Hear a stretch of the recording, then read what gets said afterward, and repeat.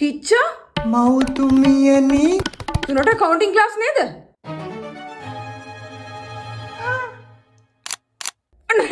අනේ අපේ හිච්ච කාමරේට දුවලා ගිහි ක්ලාස් එකට ජොයින් වෙනවා. මෙහෙම කතන්දරයක් දන්නේ නැති හිච්චගේ තාත්තා කාමරේ දොර ගාවට එනවා. හිච්චා අද වොෂ්රූම් ගියාද?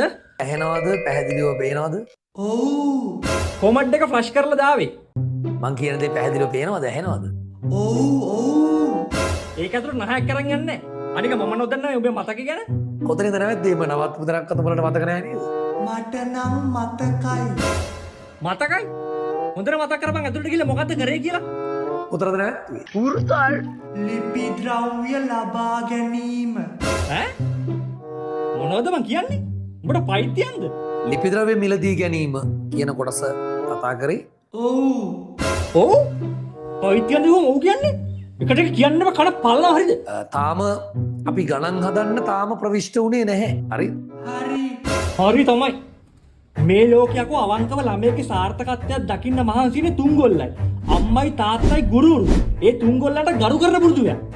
ඕක නෙවෙයිනේ තුන. ඈ? පරු උඹේනවද මට උගන්නන්න? කියහම බලන්න තව කවුද එහෙනම් ළමයාගේ සාර්ථකත්වයට මහන්සි වෙන්නේ කියලා? බැංකු ණය. බැංකු ණය? හිච්චා ඔබ මාව විහිළුවකට ගත්තද? ආයක තුනද? ඔව්.